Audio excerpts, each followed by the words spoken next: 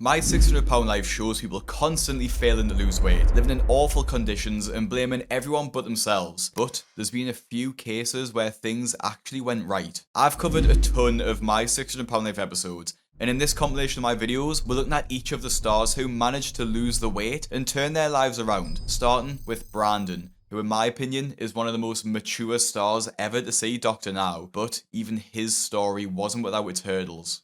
Despite needing an extra plane seat for free because he couldn't fit in one, and having a litany of health issues due to his super morbid obesity, Brandon from My 600-Pound Life turned his life around and became one of the most loved stars on the show, but it wasn't without its struggles. Brandon Scott is 33 years old from Ohio, weighing in at somewhere above 600 pounds, and living at home is practically a nightmare. I feel like I'm living a nightmare, where my own body is this prison I'm trapped in, and it keeps me from being able to live my life or even do anything because I'm so big. But that's the reality I have to face every day now. And when I wake up in the morning, I'm dreading having to live another day in this body because I'm miserable. And the second my feet hit the floor and I stand up, this jolt of pain shoots up my legs because it's just a lot of weight to put on my knees, and they feel like they're gonna buckle at any moment.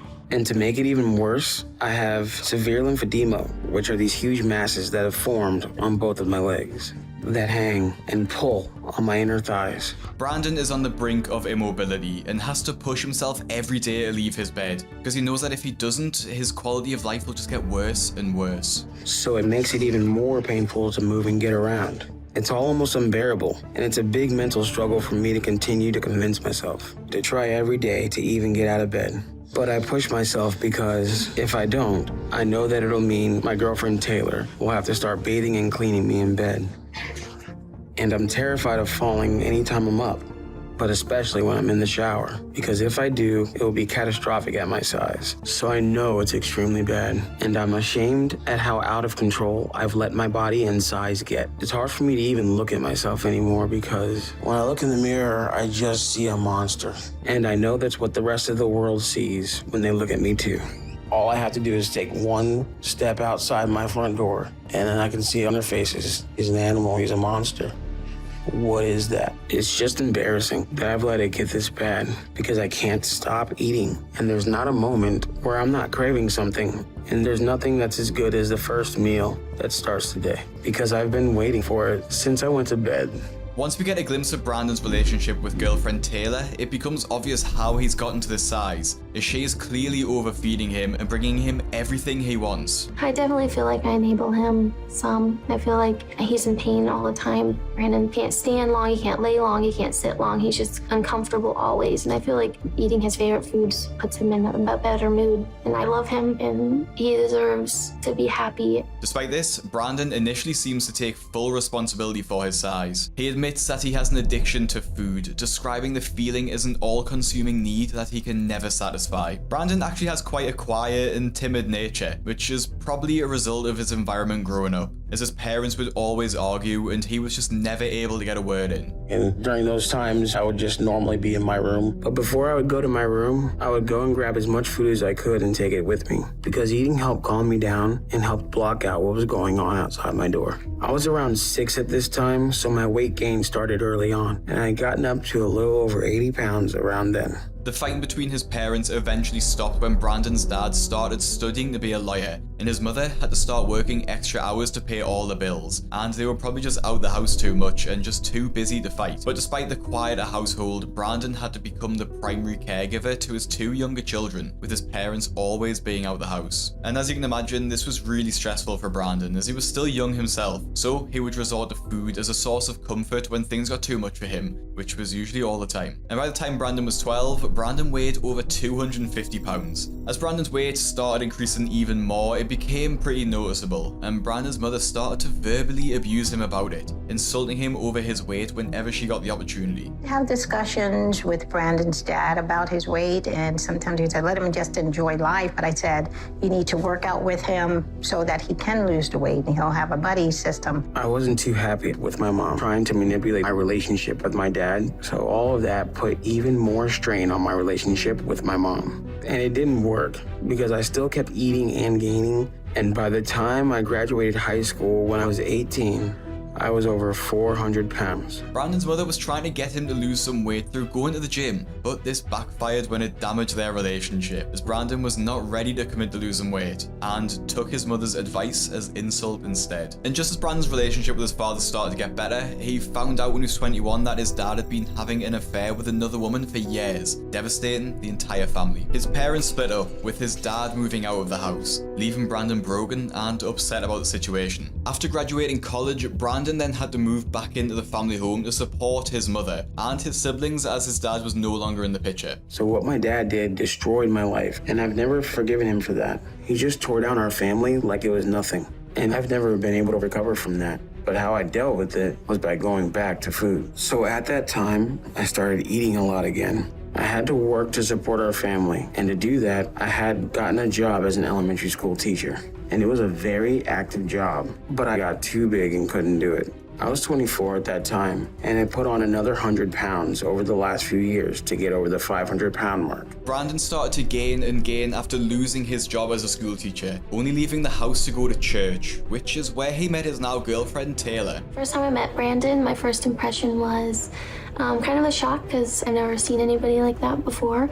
But once I started talking to him, I realized how sweet and nice of a guy he was. And I know that if I would have given in and started to just stay home, I would have never met the love of my life. But when we started dating, that's when my lymphedema started to develop. And I got too big to drive, and then I started really struggling with everything. As their relationship became romantic pretty quickly and Brandon's physical abilities started to decline because of his weight, Taylor moved in with Brandon and his mother to become his full-time carer. Brandon feels incredibly guilty about what he does to Taylor and the pressure she must be under. He even wants to propose to her and get married, but given his current state, it wouldn't really be fair to do so. And to be honest, this is a pretty unusual take for a My 600 Pound Life star, as usually the stars can't fault their caretakers enough, claiming that they don't do enough for them and never support them. But with Brandon, you can really see the guilt on his face that he has for both his mother and Taylor, and really wants what's best for them. Motivated to lose weight for the benefit of his girlfriend and mother, Brandon decides to take an appointment with Dr. Now. As Houston is over a 17-hour drive from Ohio, Brandon and Taylor have to fly there. And as you well know and have probably seen many videos online, plane seats aren't exactly made for people who are over 600 pounds. Here we go. First name, please. Brandon Scott. And I see you purchased an extra seat today. Are you comfortable with just the one extra seat? Well, that's what I have no idea. Okay, 'cause I'm able to issue you another one if you prefer. Sure, let's do that. Is that in the front row where there's gonna be a little more knee room? Yeah, Or? you'll pre-board as well, so Okay. you'll be one of the first on the aircraft, so you can have a good choice of seats to make. Oh, it's a choice of seats. I didn't know that. Okay, thanks so much. I appreciate it, Molly. 8A3. The airline is very generous towards Brandon though, even giving him an extra seat, which is assumed to be free of charge. I'm starting to feel like I'm on display and that everyone's starting to gawk at the big man because I can see them pointing and mumbling to each other when they see me. So I'm feeling like this was a really bad idea because it's probably only going to get worse from here. As I was walking by a family, one of the children said, "Wow, he's fat, super fat." And also, I've already had several adults stare at me, and that, that wears on you. The amount of people staring at Brandon also starts to wear on him, and he almost has a breakdown in the airport. Oh my God. I 100% regret this right now. I cannot believe it, man. I'm just feeling really overwhelmed about everything, and just the whole process is all very difficult. And it's so much easier to just stay at home and not have to worry about all eyes on me. But even though that's not how I want to live, this is definitely one of the hardest things I've ever had to do. I'm starting to freak out, and I want to go home because I don't think I can do this.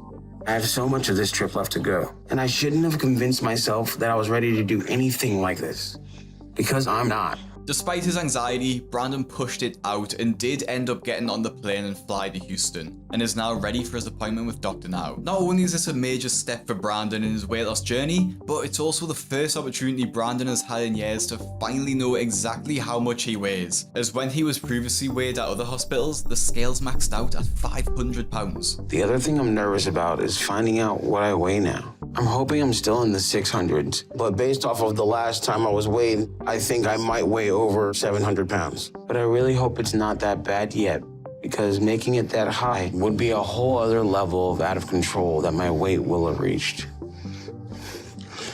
Can you use your hand for support? And it'll mean I have even further to go to get to where I need to, and I don't want that.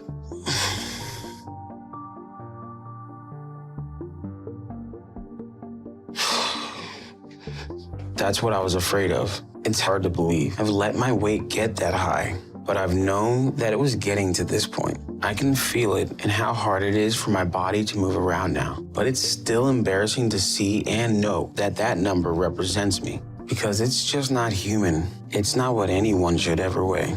So I'm really hoping that I'm able to get Dr. Now's help and change that today. Brandon is clearly devastated to learn he's over 700 pounds, but that doesn't put him in a bad mood for his appointment, as he continues to stay positive despite the bad news. Brandon is an example of a perfect patient on the show. He takes responsibility for his eating habits straight away and agrees with everything Dr. Now's saying. So who cooks? My girlfriend Taylor cooks and my mom cooks. Who is enabling you to eat more? I take responsibility for that. You're right about that. But you're hardly able to walk, so someone has to be getting food and bringing it to you. So does Taylor bring you food at all? Yes, she does, but she'll include herself into the storyline and say, we should start eating healthier, we should start changing the way we... So she enabled you reluctantly because she thinks making you happy is love. And then she worries about you because she knows what she's doing is helping to heal you. So it's not love. So Taylor, if you want Brandon to have any chance at doing this, that has to stop today. You understand? Okay. Good, because Brandon is 33 and 718 pounds. How long do you think you'll live like that? I feel like I'm lucky to be alive now. You're right. You're very lucky because very few people in this world make it to the weight you're at and live long. But if you don't do something now, your luck is going to run out. And unless you lose a good amount of weight, you're not going to be a candidate for weight loss surgery because there's no way you can tolerate any kind of surgery and anesthesia. Okay. So there's no way around that except that we got to lose weight. I'm willing to do whatever you tell me. Okay? Dr. Now puts Brandon on the standard high-protein, low-calorie diet and asks that he does some blood tests before he leaves so that he makes sure there's no immediate health risks. But surprisingly, Brandon has an extreme phobia of needles and ends up having a bit of a breakdown when the nurse comes to do the blood work. You're doing the blood work? Okay. I'm scared of needles, so... Okay. That's fine. Lord, Just remember, I just trust you. I'm sorry that I'm so nervous. No, you're fine. Don't worry. You're gonna be tired, okay? Okay. okay? Oh, Lord Deep Jesus. breaths. Just don't watch it. You haven't passed out yet, so you're fine. You're good? I'm not sure Dr. Now gets how afraid of needles I am. Ooh, man, I'm getting weak. So that's one of the reasons I don't go to the I'm gonna doctor. get something that way you can just place your hand right here. Okay. Okay. So I'm getting extremely overwhelmed. Relax. And when I get really worked up, I start to pass out. Hey, man. I need water. I don't know. Oh, we have cups in that bottom drawer right there. I feel like I'm not able to breathe. Fresh air? Yeah. I can't handle this. I can't do this. Please help me. You might be having a panic attack. Babe, Please, someone help me. God, I'm gonna die. you need to calm down. Breathe through your nose. Breathe through your nose. In through your nose. Deeper. Small breath. Small if you need to. Just in, out. There you go. Thank you. Coming to Houston and seeing Dr. Now has pushed me hard, but I'm still going. And I don't want to give up. Watching Brandon have a panic attack is actually pretty upsetting, and it's a really unsettling experience to have. But his determination to get the blood work done anyway, in spite of his fear, is genuinely commendable and a testament to his commitment to the program. Back home in Ohio, Brandon is fully committed to the program in a way I've actually never seen before from a contestant on the show. Made the promise to myself that if I'm gonna do this, I'm gonna do it right. Because if I do what I need to do and get surgery, all my dreams for my life and my life with Taylor will be a possibility again. So no excuses or cheating. I'm 100% in on doing this. You ready for breakfast or? Sure. Yeah. Thanks. I'm keeping track of every calorie I eat with the food journal, and Taylor is right there with me. She's helping me prepare healthy meals, and her support right now means a whole lot to me. As well as sticking to the diet, Brandon is also seemingly very motivated and positive with his outlook, as he's waking up early in the morning just to fit extra exercise in. And just a month later, he's back in Dr. Now's office. At my last doctor's appointment, I weighed in at 718. So if I made it to my goal, then I'll be below 598 today. So as long as that first digit is a 5, then I'll be able to breathe easier because I'll know I made it. Good job. Yeah.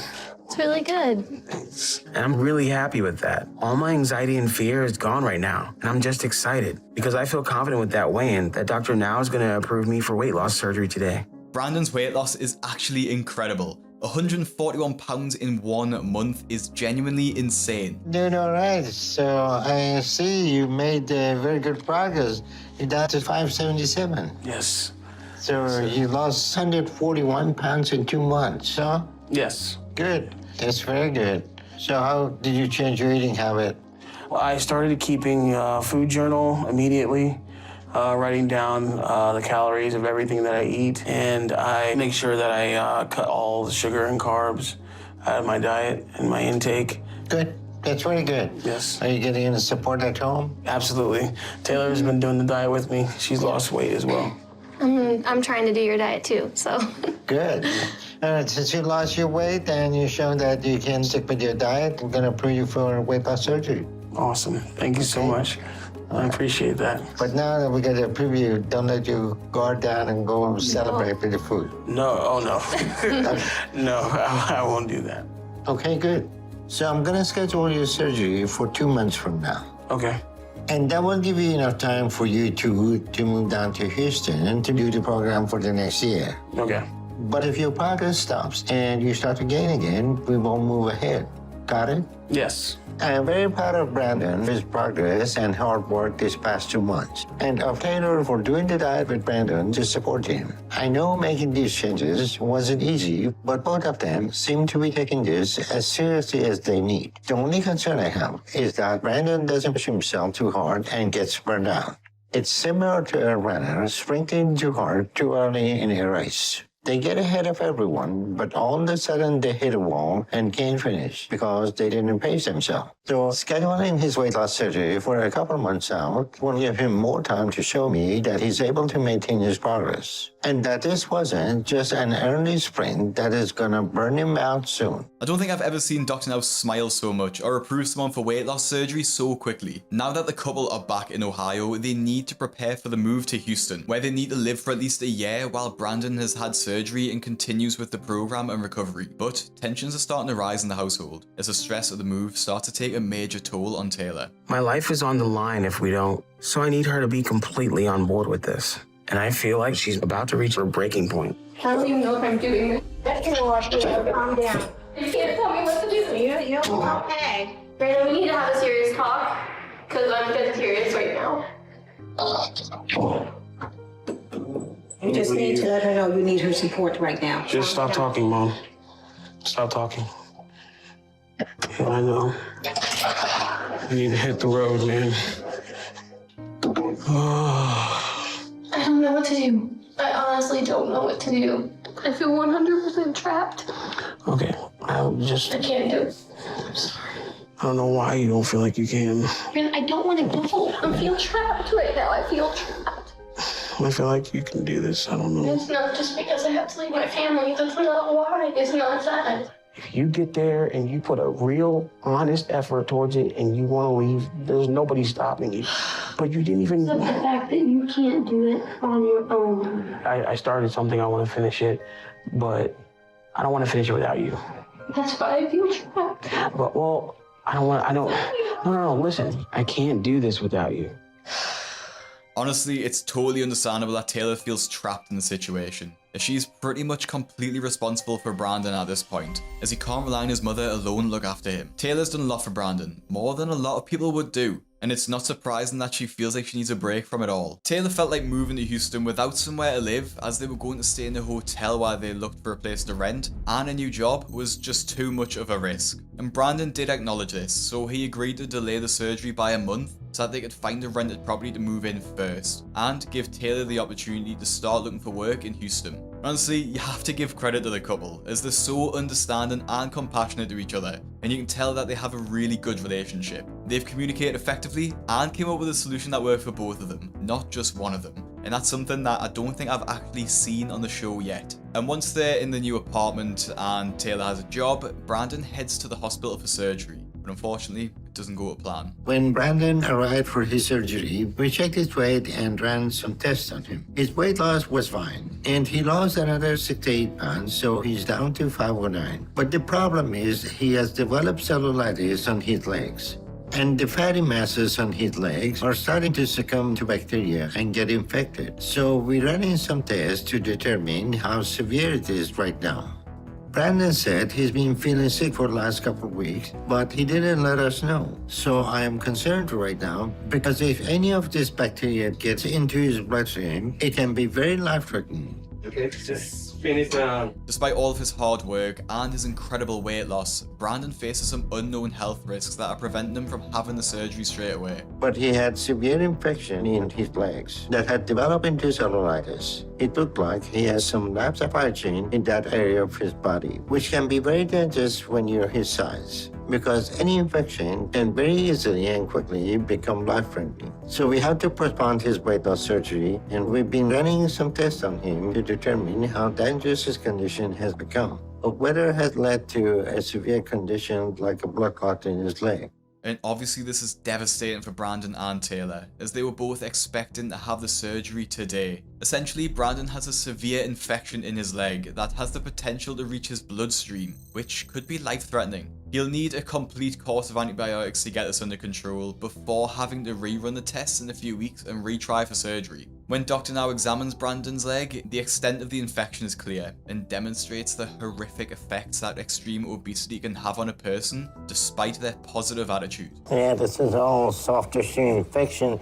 Not only the skin, the fat is also very hard because the infection is getting into the tissue and back here. So there's going to be something that we need to get you some antibiotic to get that infection under control. Okay. Okay. The Doppler, the ultrasound showed there's no blood clot in the leg. Okay. So this is good. So we keep you on IV antibiotic, and you need to get up and do some walking and see if we can get you over this as soon as possible. Okay? Okay. All right. So you feeling okay? I feel a lot better. After Brandon is sent home to recover, the process has been really difficult for him, and he admits that on occasions, he has eaten outside of his diet. And back at the hospital, he needs to see if he's met his weight loss goal to be admitted in for surgery. Doctor now told me I had to keep making good enough progress, so I hope wherever I'm at today, it's enough. That's only around a 20-pound weight loss in the last month and a half, but I really hope he sees how much I'm trying. But I guess all I can do is get ready and hope I'm moving ahead and wait and see. Despite giving in on some treats sometimes, Brandon has still lost 21 pounds, so hopefully should qualify for the surgery still, but it's all down to Dr. Now's final judgment and what he has to say. How are you today? It depends on what's happening today. Well, today we're doing your weight loss surgery. It's enough to show me you're still trying. But your recent test show there may be some issues with your gallbladder, so we're going to look at your gallbladder. If there is any indication that's going to be a problem, we're going to remove that too. Okay. Okay? Sounds good. Okay, let's get you started, okay? All right, thank you, doctor. All right, you're welcome. He's blinged out. Brandon is thrilled that he's finally qualified for surgery and is 100% ready to get his life back. While Brandon's under anesthesia, Dr. Now identifies that Brandon has a significant number of gallstones, so ends up removing his gallbladder in the same surgery. Since surgery, Brandon continues his weight loss efforts at home and continued to lose another 42 pounds. The last month since my weight loss surgery hasn't been too bad. The liquid diet took some getting used to, but I've enjoyed how the surgery has completely taken away my appetite. Not having the cravings and temptations I was starting to struggle with has been something I welcome. So I feel great and I'm doing really well. And I don't really think I need therapy to keep that going. But I said I'd do whatever Dr. Now tells me to do. So I'm keeping my word and going. Hello, Brandon. Hi. Hi, I'm Lola. Nice to meet you. It's a pleasure to meet you. Yes. Why don't we go right on in? Sure. As part of his treatment, Dr. Now asks Brandon to see therapist Lola Clay to discuss his eating habits and some background history that could have potentially fed into Brandon's food addiction. Because when recovering from an addiction, it's just as important to heal from the psychological effects as it is the physical ones. And that all comes to a head when Lola asks Brandon a very important question. Now, what was your relationship like with Dad growing up? We had a good relationship. He was always very outspoken about how he's very proud of how I was his firstborn, and he was always bragging to other family members and friends and people we would come across about me, you know. So I took pride in that. Tell me a little bit about what happened there. Well, now my parents are divorced, but my dad and I had a falling out, and so I haven't seen him or spoken to him since. When you say a falling out, describe to me what that looked like. All I know is that, is that there was some infidelity, and we had an argument over the phone, and he said choice words to me, and I said it back to him, and that was the last thing we said to each other. Wow. What's it been like for you to go from being so close to your dad to nothing? At the moment, at that time, it felt like such a blow. It had me questioning, like, why, if all of that were all the times that he bragged about me and made me feel special were real and true, then why would you ever waste that and jeopardize any of your relationship with your kids and your wife by going elsewhere with anyone else? You know, Brandon, it's really important that you don't let the infidelity and the breakup of the family negate any good feelings or good experiences that you shared with your father. It doesn't make his praise and adulation for you inauthentic. Okay. Just because the marriage ended, okay? Okay. And so I say all that to say, don't judge. I don't know. I guess that makes sense. As a next step in his therapy journey, Lola suggests that Brandon write a letter to his dad and tell him how he feels and how his life has been going since his dad left the picture. This really upsets Brandon, obviously, and seems to push him off balance as he starts to lose control of his diet, slipping on keeping the calories down and only loses 8 pounds in 1 month. Because I've had some cravings and the temptation to try to eat some things I'm not supposed to. But I think the problem is that I went to therapy and dug up the past and things about my father and my childhood and all the emotions I had around that when I had already moved past those things. Or I guess I thought I had. All this emotional stuff has come out of nowhere for me and kind of blindsided me. Brandon struggles with his emotions after the therapy appointment, shows just how much the addiction is fed by unresolved emotional issues. Brandon clearly struggles with what his dad did, and struggles to think highly of himself because of everything his dad did to him when he was younger, and the state of their relationship today. As the weeks pass by, Brandon still continues to struggle with his feelings, limiting his overall weight loss. Now, Brandon is over 300 pounds down, but he still has another 200 pounds to lose before he gets to finish the program for good. Concerned that his emotional issues are stopping his progress, therapist Lola encourages Brandon to reach out to his father to confess how he feels about the breakdown of their relationship. After finding his mobile number online, Brandon struggles to make the step of calling him. I want to do whatever it takes to make sure I'm dealing with whatever I have to make sure I stay on track and continue making progress. And I'm willing to work as hard as I possibly can. But this is too much. And I can't do it I just can't do it. If you've ever had a breakdown in your family where you've had to go no contact with people that you actually love, you'll have nothing but sympathy for Brandon, as it's so traumatic to fall out with your family. One thing about Brandon that I haven't mentioned so far is that he's actually a very talented musician too. So he decided to take his frustration out through singing and playing the guitar instead of eating. I'm writing a song about my father. At least try to take a step in the direction I need to face this. Hey, Taylor. You want to come out here and check out what I have so far? Sure. Give me an idea of how to piece it together, because it's not really fitting all like lyrically with the rhythm of the song. Let's see. Super rough. Whoa. People saying I should feel something about what you did back then. It's in the past, but now it's over. Better believe me that it's over. People mad, cause I'm really feeling nothing. Feeling nothing even though it's something. I should be sad, I should be broken. I should be angry and outspoken. What do you think? Sounds really good so far. Sound like it could be a real song? For sure. It's still a work in progress. It's clear that Brandon is struggling with his feelings, and Dr. now becomes concerned as his weight loss is stalling. So he books Brandon in for another appointment to see if he's back on track. Dr. Now said I'm supposed to be losing at least 30 pounds a month right now. So if I'm back on track and losing like I need, then that'll mean I'm at or below 375 today. So I'm really hoping to see that number. Good job, Deva.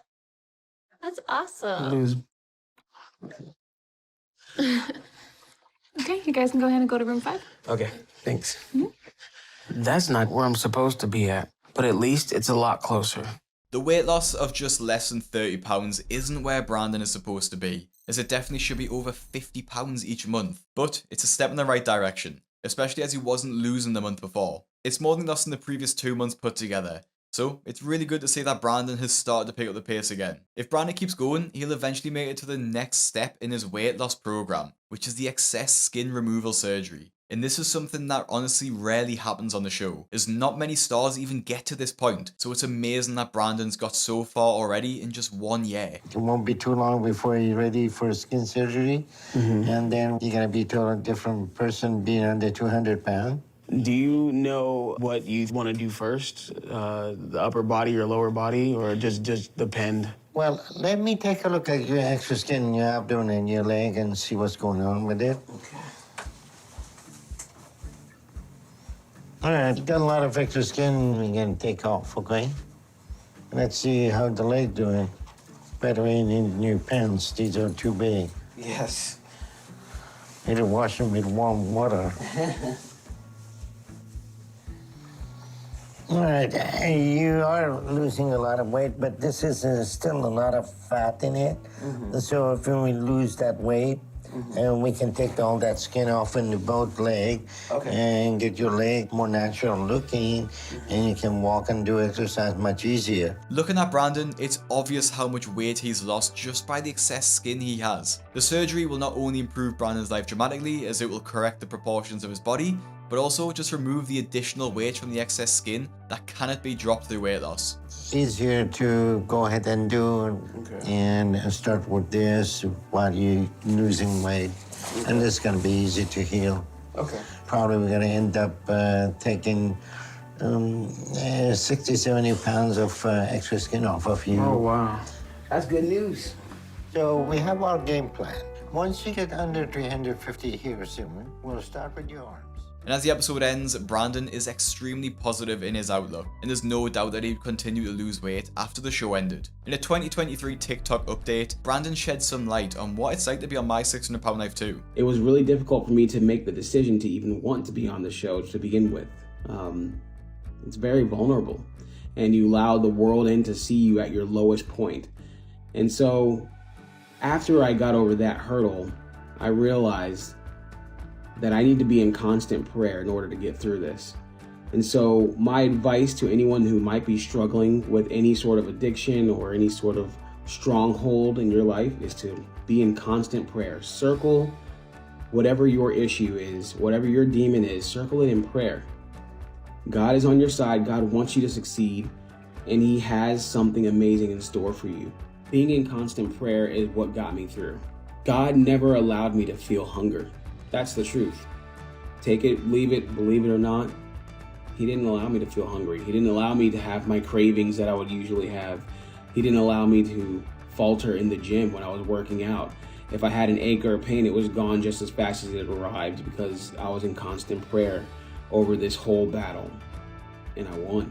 And while I'm not religious, I still think Brandon's message is a positive one, and definitely hopeful for people who are in a similar situation and struggling with addiction. Brandon's appearance is also drastically different from the first time we saw him on the show, and this before and after photo really drives that home. To die-hard fans of the show, Brandon is definitely a top favourite, with many praising his positive attitude. Words can't describe how proud I am of Brandon. Typically, I watch 600 Pound Life for the train wrecks, but when I watched Brandon's episode, his determination really drew me in. It's a breath of fresh air to see someone actually succeed. And as of November 2024, it looks like he's still with Taylor, and Taylor played such a pivotal role in Brandon's weight loss, and he would have really struggled without her. So it's really good to see them still together. From breaking Dr. Now's toilet because she was too fat to use it, breathing through a hole in her neck, and her body shutting down due to her massive weight, Lupe's journey is one of the most shocking in my 600 Pound Life. And it is made even more shocking after her disgusting partner cheated on her and sabotaged her weight loss journey while she was fighting for her life. Lupe Samano is 39 years old, weighing in at 642 pounds. And to make matters worse, she has an awful living situation, living in a neglected apartment in the Californian suburbs. Being this overweight, everything I do is hard and it's a struggle. I need a rag for my face.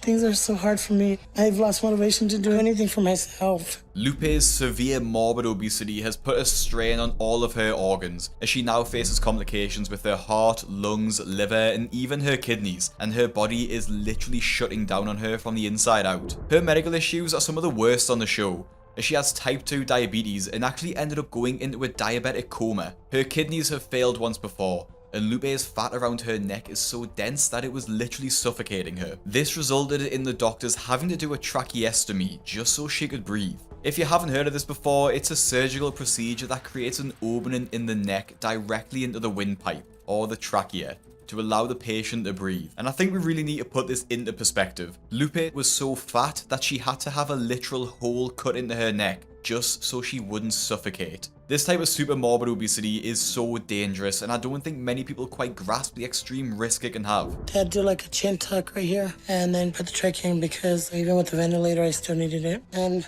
it's been 10 years since my coma and I haven't walked on my own since then. I walked into the ER and I never walked out. And to make matters worse, Lupe hasn't set foot on the ground in over 10 years. This is honestly one of the most extreme cases that I've covered on my channel, as typically the stars can walk a few steps or so, but for Lupe, she's completely bedbound and has been for over a decade. Due to being bedbound, Lupe has to do everything lying down. That means eating, bathing, and even going to the toilet. Words can't explain how much I hate being in this bed. I need to be taken care of 24/7 because I can't do anything for myself. You feel bad? Yeah. My husband Gilbert is my caretaker. He can't have a full-time job because he takes care of me all the time. I feel helpless. It's just me taking care of her more than us having a marriage, you know. I guess you could say intimacy is impossible. This is way harder than I thought it was gonna be. But, you know, I love her and that's what keeps me going. I feel unworthy of him taking care of me and loving me the way he does. It's not a normal life living this way. The pressure on Gilbert is immense, as he's her full-time carer and he's unable to have a life outside of taking care of her. But it wasn't always this way for Lupe, as she's had a pretty normal early childhood and didn't really have any issues with her weight. Everything changed though when Lupe was 5, as her dad left and abandoned the family. Immediately, she started resorting to food to cope. I miss him so much I wanted him. I just started eating and eating. After my dad left, that's when I noticed Lupe was sneaking food into her room. She would just keep eating. That was the only way she knew how to handle her emotion. By the time I was 6 years old, I was already 100 pounds, and food was the only thing I could rely on. The trauma of her dad leaving at such a young age left Lupe with such terrible feelings that no child should have to endure. Food was something that was always available to her. It was a constant in her life when other things changed, so she just kept going back for more and more. Now you're probably thinking, where is Lupe's mother in all of this? Well, after her husband left, she had a nervous breakdown, unable to cope with raising the family by herself. Her mother did attempt suicide, but she survived the attempt. She then turned to drugs as a means to cope, eventually landing herself in prison when Lupe was 8 years old. At this time, Lupe started to gain weight rapidly. She moved in with her grandmother after her mother went to prison, and by the time she was in the 9th grade, about 14 to 15 years old, Lupe was already 400 pounds. Unfortunately, Lupe's grandma died, leaving Lupe completely heartbroken. Besides her siblings, she had no family left, and so she just kept gaining and gaining weight. Life was hard for Lupe, as her excess weight meant that she struggled to walk around and leave the house. This meant that she had to drop out of school, giving her even more freedom to eat whatever she wanted. This continued until Lupe was in her late 20s, getting to over 500 pounds. And things didn't get any easier, as she was just gaining so much weight, she had a medical emergency. Things got worse 10 years ago when I went into the ER not feeling well and fell into a diabetic coma. Since then, I've been mostly trapped in my bed. And for 2 decades, I've been over 500 pounds. Being this size is the only life I've known. After her incident, Lupe required round-the-clock care, which eventually took the form of Gilbert. The couple met 8 years prior to the show's premiere and in a chat room, where they talked for 6 months before moving in together. And it's pretty obvious what they bonded over: food. It didn't have donut holes. What'd you get? Don't get mad, but I had to get the other one. Which one do you want? Look. Oh, I don't know. Go ahead. Let's pick. Give me a plate. Which plate? I lied to him and I told him I was like 200 pounds, but we got really close. And I told him, I'm gonna send you a picture, but I understand if you never want to talk to me again. Normally, I'm not attractive to big people. So when I saw the picture of Lupe, I was upset. But I already started to care about her. I want another half. Bring me the box. I want to choose it. I had doubts about us being together. Until she told me something that really hit me in the heart. She said that she was praying to God that he would send somebody to her that would be there for her, would take care of her, and be by her side. And I wanted to be that person for her. It's always difficult to watch scenes like this where the star's partners just feed them so much food. Gilbert brings her an entire box of donuts, which she eats almost immediately. While Gilbert does bring the food to her, he feels like he has no choice. I really try not to give her as much food as she wants. But if I don't do it, she'll find her niece or someone to do it for her. Hi, Mia. Hi. Can you go get me something to eat? Yeah. You can get me 2 super nachos, the carne asada ones, 2 lengua burritos, and a beef taco and no lettuce. Most of the food I eat now is either takeout or microwavable foods. It's easier to have someone just bring it to me, so I won't have to cook and be in pain. If Gilbert can't bring her food, then Lupe will enlist the help of her young niece to get it for her, which her niece doesn't really like doing as she knows the effect it's having on her. When Lupe calls me, sometimes I don't even answer the phone because I know that she's gonna want me to go buy her food. And it is hard to say no sometimes because it feels that she might think I might not love her. Lupe just has no control over how much she eats, as once she starts, she just can't stop. Sometimes she even keeps her meals a secret, hiding the meals from her family members that she gets from others. When I eat, I feel happy, but I'm embarrassed how much I eat.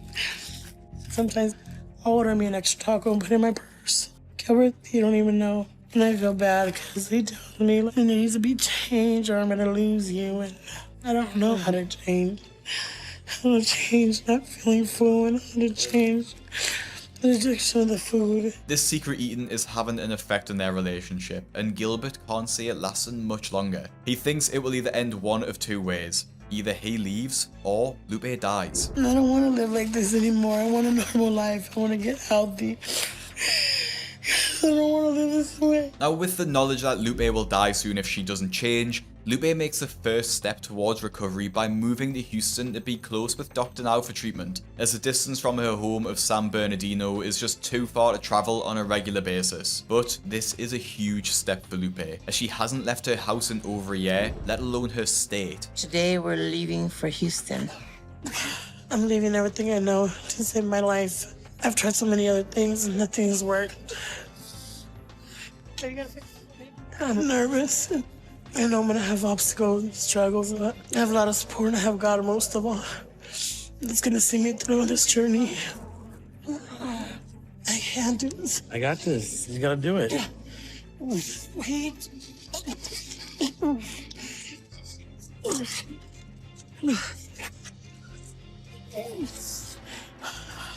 ready to get help and change. Wait, change is scary. Once on their way to Houston, things don't set off to a great start, as they're hardly out of California before they reach their first drive-thru. Damn. Come on, let me whip that burrito. Just give me a shake or something. You need to eat something. I don't want to eat right now. I can't. Thank you. When I get stressed, I just have to find something I want to eat as quickly as possible. But I know these have to be my last unhealthy meals. Once I get to Dr. Now, I have to give up all this because I'm ready to fight for my life. Now, this is off topic, but it really irks me when people say, get me a, instead of just using simple manners. I just don't understand it. I don't know if it's an English thing, but I would never just say, get me this. I literally say please after every sentence too. But anyway, the road trip continues to be a total nightmare, as Lupe is so overweight that she can't walk to the toilet, so ends up going on herself in the car. I'm not getting off this car. I'd rather pee on the thing. I'm sorry. I had an accident. Yes, help me. So what do you want me to do right now? You gotta get some rags and change it, because I went to the restroom. Okay. It's wet. Thank you. You're welcome. This is just so miserable. And I really hope it's not a rental car, because if it is, I'm not sure an expensive deep clean would be enough to get rid of that smell. And plus, imagine renting it knowing that someone's wet themselves in the front seat. I don't even want to think about it. A few hours later, Lupe and Gilbert arrive at the hotel they'll be staying to for the night, and things become quite challenging. With a few more days left of traveling, things aren't looking too good for Lupe, especially as the long journey is starting to have an effect on her legs, which has already had complications with before due to the excess fat and swelling in them. Be alright. I got you. Just relax for a second. I can't. Do you want me to help you? Yeah, if you think you're gonna fall, just hold on. Yeah. I can't stay in this car no more. Do you want me to open this to grab one? Wait, don't. I got everything. I gotta turn. Hey. The chair, Junior. I know. I gotta fix this. Calm down. Put the chair. Stop messing around. My God.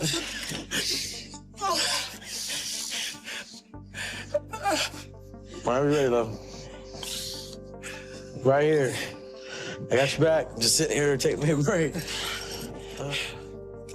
We're only a third of the way there, and I'm not sure I'm gonna be able to make it to Houston. Traveling when you're super morbidly obese is significantly dangerous because there's already a high risk of a blood clot, and that's not even mentioning the stress it puts on the rest of the body too. Understanding the seriousness of the situation, Dr. Now instructs Lupe to come directly to the hospital, where she'll be seen in the ER for an investigation.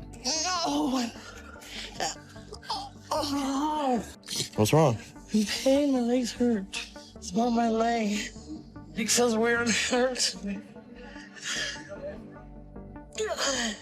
getting me kind of worried, love. Hello, is this Dr. Now? Yeah, this is Dr. Sir. I'm calling for my wife, Lupe. She's having like problems with her left leg, and I think she might have a blood clot in her leg, maybe. Is she short of breath? Yeah. Okay, come to the hospital. We'll get her to emergency room immediately. Okay.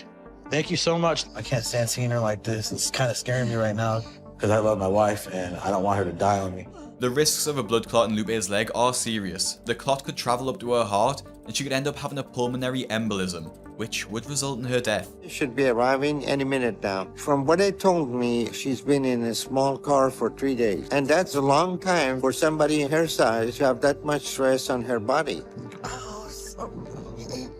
She may have developed serious medical condition that we need to address immediately. After a few hours of medical tests, Dr. Now rules out a blood clot, but the actual cause of her symptoms is much, much worse. Lupe is experiencing severe heart failure, only functioning at about 35% of its normal capacity. If her car ride was just 2 to 3 hours longer, she probably would have died. I think this just emphasizes the risk of being super morbidly obese. A typical healthy person should feel uncomfortable after a day or two in a car journey, maybe have having a stiff neck at worst, but definitely not heart failure. The risks are life-threatening and it should never be normalized. Her heart is literally being smothered under the weight of her body. What seems to be your biggest challenge with your eating habit? I'm an emotional eater. I get bad anxiety. And then I'll eat food until I get sick. Who brings you the food?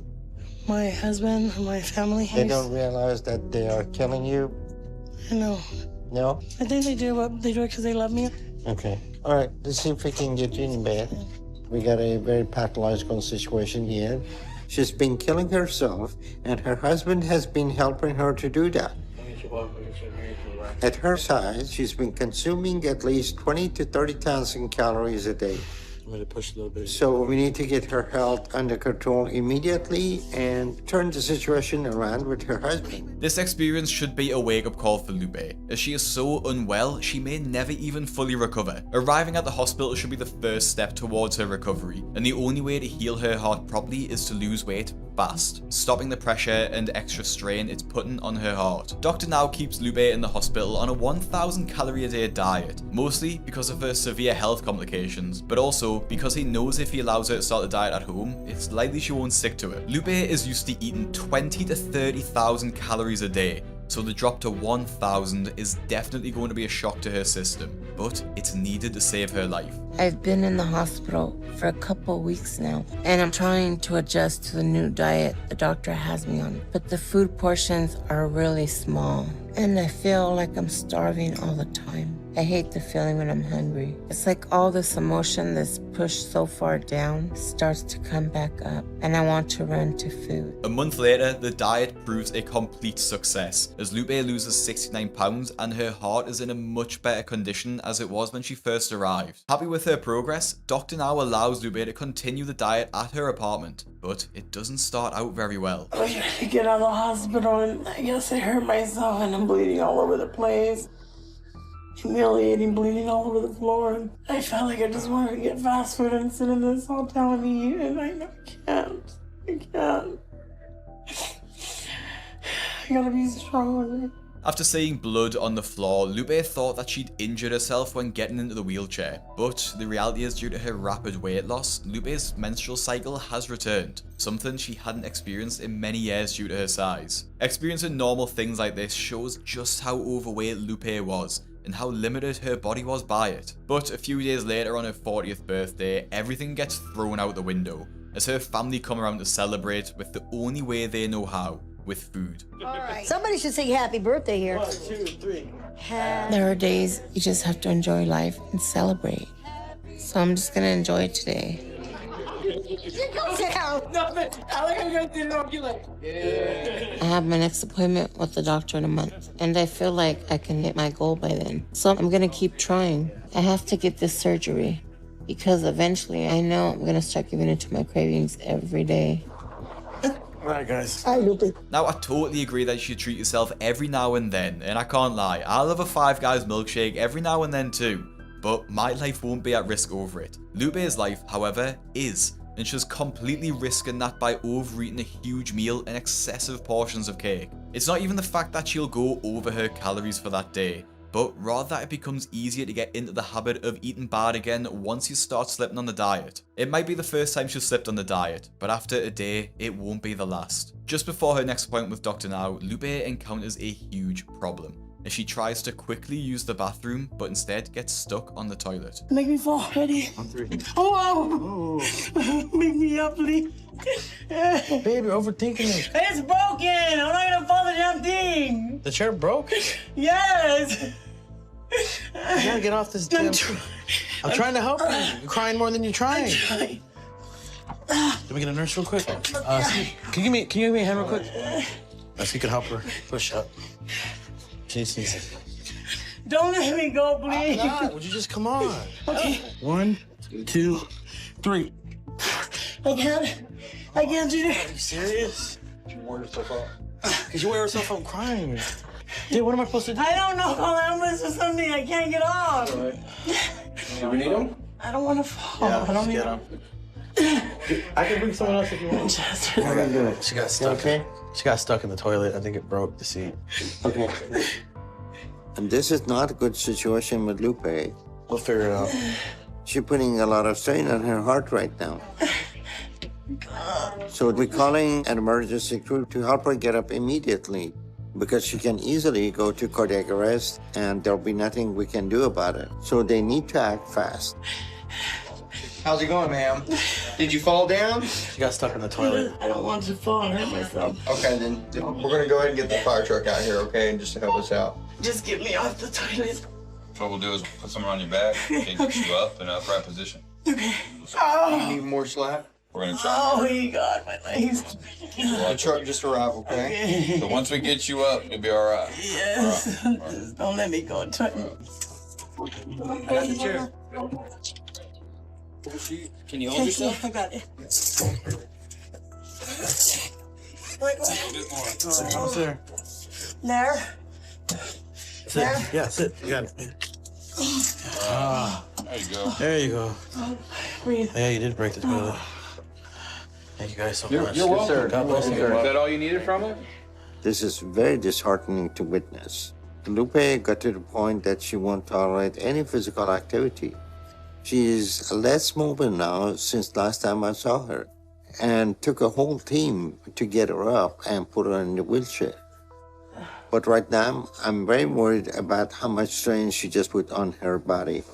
Like I mentioned before, a person of a typical weight or even someone who's obese would have no problem getting off the toilet. But the fact Lupe broke it clean in half and needed the fire brigade to get her off shows just how dangerous her weight is. The situation gets Dr. Now concerned too, as he thinks she's gained weight back, as she looks even larger than when he first saw her a month ago. He doesn't even continue with the normal appointment, sending her straight to hospital for checks, as he thinks that she's put even more stress on her heart. And Dr. Now was proven right, as he discovers that her heart condition has in fact deteriorated since her last hospital stay. But what really puts the nail in the coffin is that Lupe gained 82 pounds in just 1 month, gaining back all the weight she lost and then some. Lupe, this is ridiculous that you gained more weight than you lost in just a month.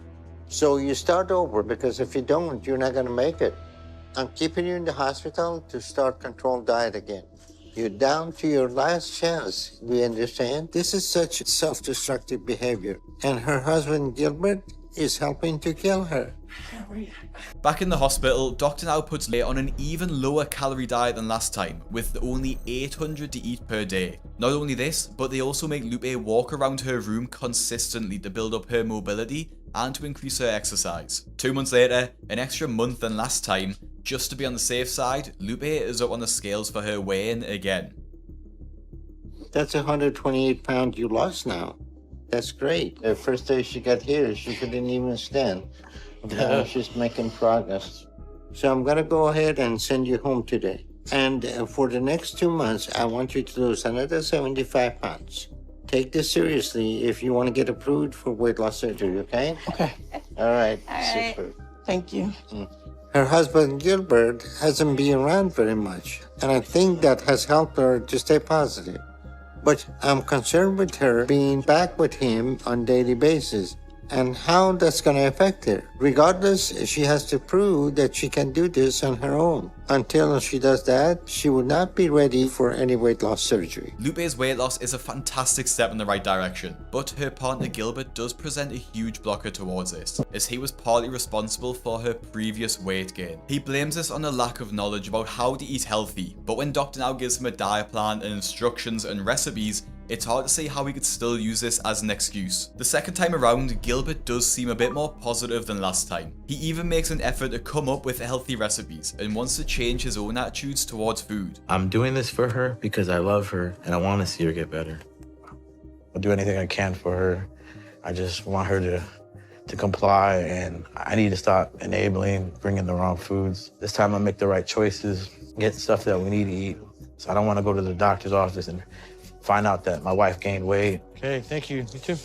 But everything changes in an unexpected turn when Lupe discovers that Gilbert has been flirting with women on social media and trying to meet up with them. And I have to go on there and find out myself. There's all kinds of chicks. That's so disrespectful, you know? It gets me, it irks me. We're just sending scriptures out with no pictures of me and just of God and, you know, the news and stuff like that. I'm here clicking and grabbing anyone I can that I can send that message out. I'm trying to spread the word out, and you're upset because I added a chick on there. If you're spreading God's word, why would I go on there and I see all kinds of chicks, especially showing their boobs? Come on, Gilbert. If there's someone you want to reach out to, and if it's a woman, have your wife do it. It's called respect because you're married. Okay. Sometimes I feel like I'm out looking for affection sometimes because I don't get it from you. We all fall short. We all have struggles, you know? And, you know, I guess my struggles is chicks and stuff. You know, I'm not going to just change overnight. You know, it's a process. Just like you know, you're not eating right. You're 600 pounds. That's so disrespectful, you know? Just because I'm fat and that, I don't deserve less, you know? I know I can't change you. When I married you, I let that crap go, even the day I met you. It's called respect. It's something that you need to start having. I don't know what to do with him right now because I'm so hurt. For once, I agree with Lupe here. Just because she's over 600 pounds doesn't mean that she deserves to be cheated on. If Gilbert is unhappy in the relationship, which would be totally understandable if he was, he should just be honest with her, admit his feelings, and leave Lupe. Now, with everything going on, Lupe has cheated on her diet quite a bit, and her relationship with Gilbert is still struggling. Thankfully, they find an apartment to move into instead of living in their motel, but Gilbert upsets Lupe when he isn't strong enough to push her over the step into the apartment. Babe, you're too heavy to get over the step. I don't want to do this. I'm scared I'm going to fall move. Would you stop? Seriously. You wait. He still makes me feel really bad sometimes. I'm going to get someone over here to help me. You're acting like a baby, man. Shut up. You're acting like a damn baby. I'm sorry. I don't care. You're a big-ass baby. You can do me a favor, bro? 2, 3. Okay, 1, 2. That's it. Thank you so much, bro. I appreciate it. The pain is really hard right now. And I feel alone like I did when I was younger. Okay. Wait, don't let go. I honestly feel bad for Lupe here. I do believe she wants to lose the weight, but Gilbert isn't offering her the support she needs, and speaking to other women behind her back and cheating on her has obviously thrown a spanner in the works. The My 600 Pound Life journey is especially difficult because it just can't be done alone. The stars can't get the surgery by themselves, and they can't make the meals and follow the diet by themselves either. Having a solid support network is crucial, but the intensity of it is so much to ask of someone. And for Gilbert, this might be the limit. And with all this going on, Lupe is especially nervous about her next appointment with Dr. Now, as she knows she hasn't stuck to her weight loss goal, and snacking has been her only source of comfort these past few months. She also hasn't been walking at all either, decreasing her mobility, which she's worked so hard to improve on. There are no handles. I'm going to weigh you. I'm not going to be able to stand. I told them that. Because there's no handles and I haven't sit out of bed for a while. All right, then. Let's go to room 5, okay? I'm a little frustrated. I know I have to have some help to stand because I can't get weighed without that right now. Hello. How are you both? Good. So what's going on? You refuse to get weighed? I couldn't get on the scale. I couldn't stand on that scale without balance. Come on, you're walking in the hospital. You sure the issue is not you don't want to get on the scale? You've seen that since I've gotten here, when I first got here to when I was in the hospital, I've lost a lot of weight. I was walking in the hospital, then I got sick. I was good, I was not. So I'm barely starting to get out of bed again. That's what I'm saying. You're not walking at home? My house is nothing but ceramic tile. It's very slippery in there. I'm not getting therapy. I'm not getting anything. It's just me and my husband. You have to get up every day and exercise. I know that, and that's why I'm saying I need more than my husband to help me at home. I almost slip because it's so slippery there. You had 2 months to tell me this to try to help you. It just sounds like an excuse right now. What Lupe is telling me is very concerning. She has an excuse for not standing in a scale. Now she's making excuses for not being active for past 2 months. She could have called us anytime for help. But if she hasn't been getting up, then there is no way she's making good progress right now. Until I confirm your progress, you're not getting surgery. I mean, I'm willing to go weigh in at any scale you want me to weigh in so you can see my weight. I was discouraged when I couldn't get on that scale because I want to show you that I'm doing what I got to do. Because I didn't leave California and leave everything behind to come here and not comply with what you want me to do. Okay, Lupe, I'm going to give you benefit of doubt and believe you're having trouble standing right now. This is not an emergency situation, so I'm not rushing you to the hospital. I want you to go there for follow-up in 2 weeks, and we'll weigh you then. This is your last chance. Okay. See you in a couple of weeks.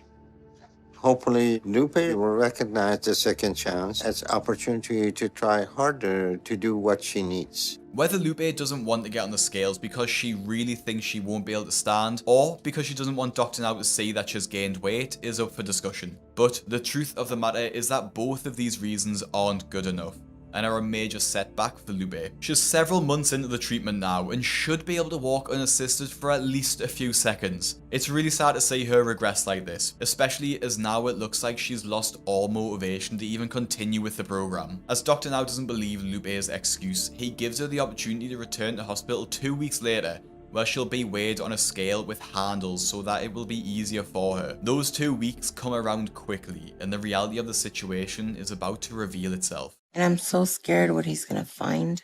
It's gonna mean I don't get surgery. If her heart is weaker than I thought, then there is no way that she will survive a major procedure like rectal surgery. So today I'm bringing her in to look at her heart internally with transesophageal echocardiogram. Before the patients actually undergo surgery, they have to go through a series of crucial tests to ensure that they're healthy enough to actually survive the surgery. With all the issues of her heart, Dr. Now is concerned that she won't survive it. As her heart is so weak, Lupe won't be able to get the normal gastric bypass surgery, instead needing to get a gastric sleeve, which will put a lot less strain on her heart. While Lupe's operation went well, her relationship starts to take a turn for the worse when she discovers that Gilbert has been cheating on her again. We can move on from this, Kay. Just like the last 2 times, you know, I need you to get your mind off this. You can't let something like this just destroy everything. And I shouldn't have, let it continue to go on just because I'm overweight, whatever. I don't deserve anything less than any woman out there. I know that, love. Okay, then next time it happens, though, what I'm going to say is I'm tired. You got to go on your own way and leave me alone. Our sex relationship is difficult. I get sexually frustrated and I tend to slip. But, I love my wife and I know it's going to change, so... Look, the point is, let's just get over it. It's a good day, okay? When Gilbert comes back to the hospital, the couple talk it out, and things get pretty heated. I don't know what to do, because if I can't trust Gilbert, part of me will just want to give up. And I'm so scared right now about what's going to happen. If I give in and start to go back to food, then I'm going to end up dying soon. Since leaving the hospital, things have been really hard. Gilbert and I haven't been doing well. It's like this cloud hanging over us. And I'm struggling with staying motivated. Yeah, Pharaoh, but I'm gonna eat. I've been trying not to be so depressed about everything, but I'm just so hurt by Gilbert. You hungry? You want me to make something? Hopefully we have some stuff. Cream mushroom? Yeah. It made me feel so worthless when I found out he's trying to be with other women because I'm not enough like this. If I'm not enough right now, then I don't think losing the weight would change that. I just feel like I can't rely on him right now. Things don't get any better after Lupe is discharged from the hospital either. You're just trying to throw anything easy out there to me just to eat. What are you so upset for? Patient. Yes. So your soup's right there. I'll strain the rest when I get back, then I'll go get my burrito. I'll be back. I'll go to the corner real quick. You sit there and pray God to change your freaking attitude. I don't know how to repair everything with Gilbert. And that makes me feel like giving up right now. And the strain on their relationship is having a major impact on Lupe's progress. 2 months after her surgery, her weight loss slows down dramatically, and she ends up losing hardly anything. She isn't trying to exercise at all either, even developing a severe bed sore that lands her in hospital. I just want to remind you, for Lupe not to lose any weight while at her current weight, she'd probably be needing to eat around 10,000 calories just to maintain that weight. Now in the hospital, Dr. Now ends up having to admit Lupe to surgery to remove the bed sore, as the risk of infection was pretty high. But the issue is deeper than just a bed sore, as Lupe has become completely immobile again. So Dr. Now makes Lupe see a psychotherapist to encourage her to get out of the bed, but Lupe rejects standing at every single point. Lupe, you've been in bed so long, you're losing your strength, okay? You don't know, because if you knew, you would do something about it. Yeah. Come on. I can't, my legs are numb. I don't want to fall. That's because you haven't been trying. Lupe is not dealing with the issues in her life in the right way. There's an element of Lupe being bedbound that forces her to be reliant on Gilbert. If she loses the weight and is able to walk again by herself, she won't need Gilbert anymore, and he will be free to leave her and go see other women, which is a big insecurity of Lupe's. As part of her treatment, Dr. Now forces Lupe to stand up and get weighed, because her life is literally at risk if she doesn't. If she never stands, it's more than likely she'll revert back to her original weight and start gaining again. Lupe is at a crossroad, and she's choosing a path that is going to lead her to her death. Lupe is refusing to get up and do anything, so there's nothing more we can do for her here. I'm so scared because I'm starting to feel like I'm never going to be able to get back up. All right, Lupe. So I'm going to go ahead and send you home. You know that you got a very bad heart, you know you're diabetic. If you don't move around, if you don't change your lifestyle, your body is gonna give out. Right now, the battle for Lupe's life is not physical, it is psychological. Last thing we're gonna try is to send a psychologist to meet with you and Gilbert to try to deal with the issues that are keeping you in the bed. After surgery, when the patient hit the wall like this, a psychologist may be their only hope. You need to figure out what is the thing that is making you afraid to stand now, and how are you going to change the dynamic that is killing you before it's too late. All right. Okay. Come here, my love. I had me crying still, dude. You're gonna have all my support even more now when we get home. With Lupe outright refusing and Dr. Now storming out, it's not a good look for Lupe, and you wonder how she's ever going to make any progress if she won't even stand for a few seconds. Because of her refusal to do absolutely anything, Dr. Now discharges her from the hospital because there's just nothing more he can do for her. He thinks the issue Lupe has with standing is psychological, so in a last attempt to save her life, he has Lupe see a psychologist to help her work through the mental issues that are preventing her from standing. When the psychologist asks Lupe directly about their relationship, Gilbert's cheating is put under the spotlight. I think you both are well-intentioned. I mean, you obviously love one another, but trust has to be backed up with behavior. You all really need to work on just rebuilding things. And right now, it's as simple as I need to stay faithful, find ways to do that, and I've got to find ways to continue to work on myself and to help him because he's at a point where he can't help anymore. And then that's how you rebuild trust, little by little by little. I think that will give us a lot of work to start with, okay? Okay. All righty. Thank you. Bye. Take care. Same here. Bye-bye. Gilbert's been my rock for so many years. If I don't have a future with him, then I don't have the motivation I had when I started this journey. While the cheating can never be excused, you can see and understand Gilbert's frustration with Lupe, as she seems to be making no effort to improve her physical situation. How can they picture a future for themselves when Lupe doesn't even want to take a step towards it? Literally. The session seems to have helped Lupe, as she continues to lose very small amounts of weight, but at least she hasn't gained anything. And while Lupe still isn't standing, she seems more positive about the idea. But because it's been so long that Lupe has been stuck in her bed, the muscles in her legs are actually deteriorating, making walking a serious challenge. In her final appointment with Dr. Now in the show, Lupe has lost over 300 pounds, which is just an outstanding feat. But it's really difficult to see the difference in weight because she's only ever lying down or in her wheelchair. It will take walking and doing more physical exercise for Lupe to really see the benefit of her weight loss. She still has a long way to go in her recovery, and if you'd want to see how she gets on in her follow-up Where Are They Now episode, let me know in the comments. Now, just quickly before we move on, after I uploaded the video on Lupe in September 2025, at the age of just 50 years old, it was reported that she had unfortunately lost her life. There's no official cause of death yet, but I just wanted to put an update here before we move on to the next star. Rest in peace, Lupe. After her husband bought her burgers and fries after having weight loss surgery and said he would be disgusted with her if she lost weight, Zala knew it wouldn't be an easy ride on her weight loss journey. Not that he will not be sexually attracted to me, it's that I'll be repulsive to him. However, despite the constant abuse and mental torture from her enabler husband, she found the strength to drop the weight, and even more. But before we look at some of the most heartbreaking scenes in My 600 Pound Life, we need to start at the beginning of Zarlin's story, and it's not for the faint of heart. When you're not just fat, but supersized, everything is really hard.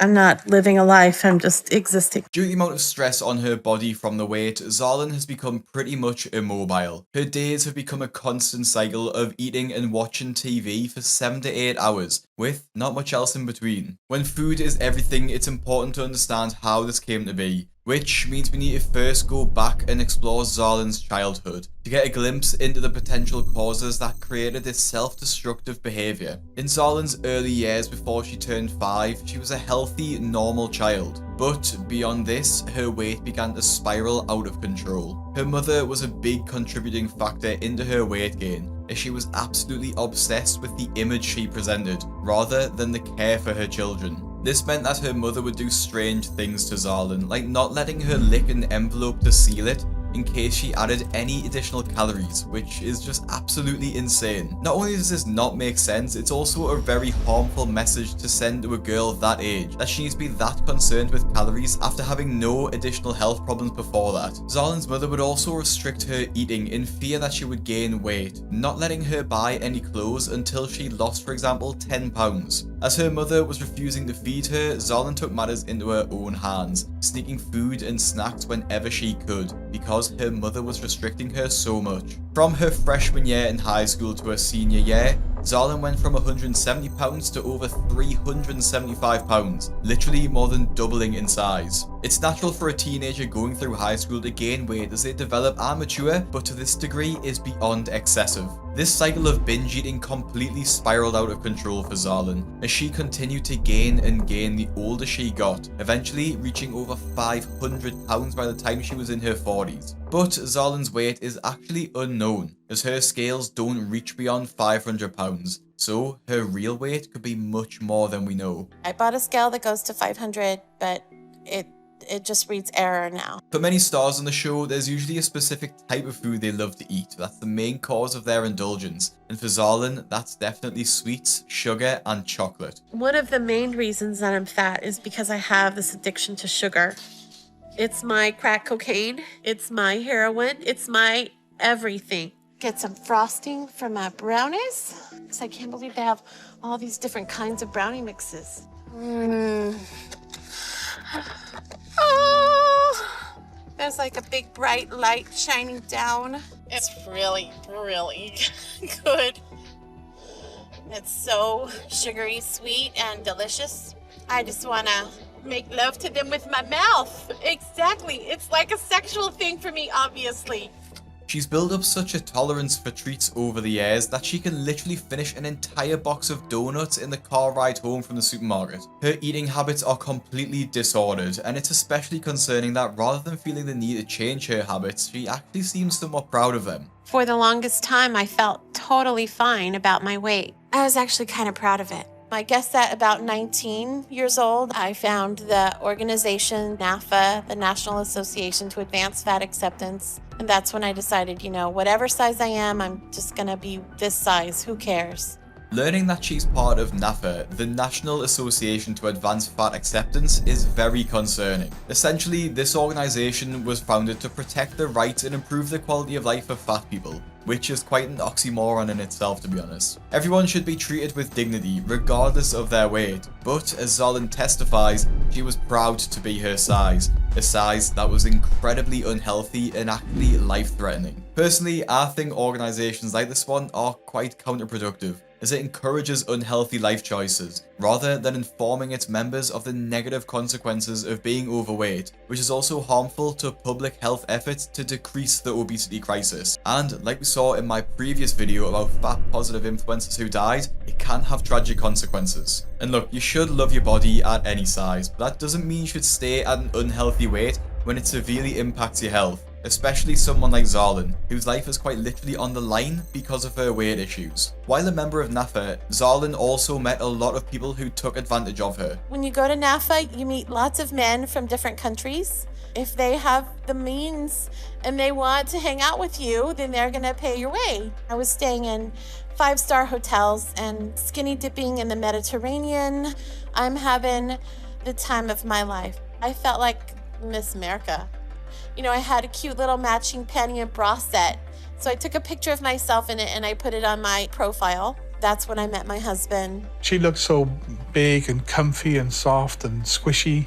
You know, I like big women, and she was their queen at the time. We also learn that Zarlin's husband Gareth was initially attracted to her because of her massive weight, and it's interesting to see what his attitude towards her weight loss is like. Zarlin's dream life of jet setting with sugar daddies who paid her way didn't last long when her weight began to take a toll on her health. But it's not just her own health that is facing the consequences, as Gareth is also suffering because they aren't able to go out and do normal things due to her size. Even more than this, Zarlin's young daughter Hannah is also suffering, and Zarlin's decline in mobility means she's unable to take care of her properly. When Zarlin takes Hannah to the park, she isn't able to walk the short distance from the car park to the park, instead having to drop Hannah off close by, then drive and watch her play through the fence. Not only is this not a great experience for Hannah, but it's also incredibly dangerous. What would happen if someone strange would come into the park and try and take Hannah? What would happen if Hannah fell over or had an accident? Zarlin is completely incapable of looking after Hannah on her own,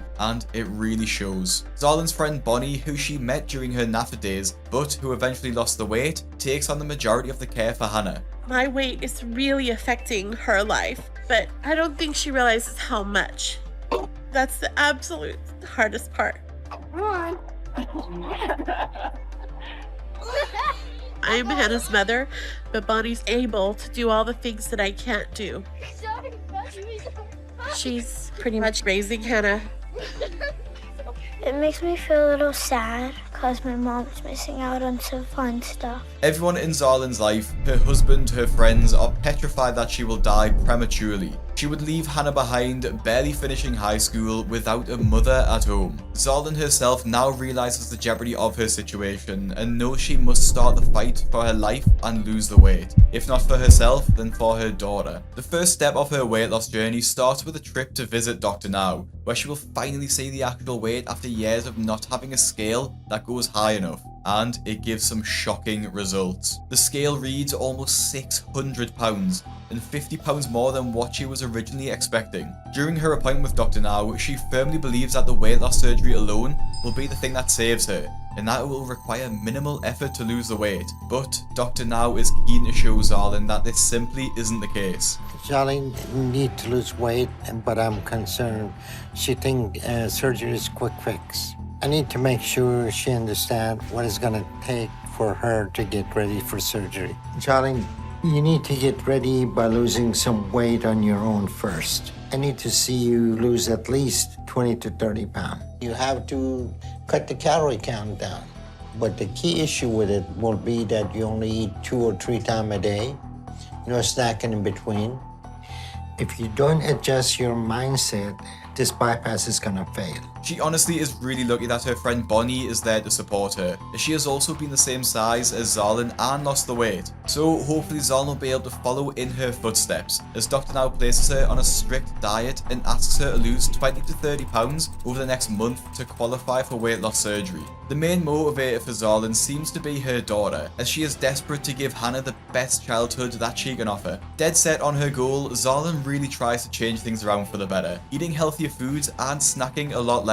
And this has obviously worked, as Zarlin loses 28 pounds when she's back at Dr. Now's office for her weigh-in, bringing her total weight down to 569 pounds. Zarlin's attitude is incredibly different than most of the other stars on the show, as despite her initial feelings and during the appointment Dr. Now asked if she's had any difficulties sticking to her diet, she simply says no, and this is pretty unheard of, as most of the other stars would have complained about a number of reasons why they couldn't stick to their diet. Luckily for Zarlin, Dr. Now is really impressed with her weight loss and attitude, so he approves her for weight loss surgery. Zarlin did okay today. She's proven that she can control her eating habit. I think she's ready to move forward and to get weight loss surgery. We're on the right track, and we're gonna make progress and get you ready for surgery.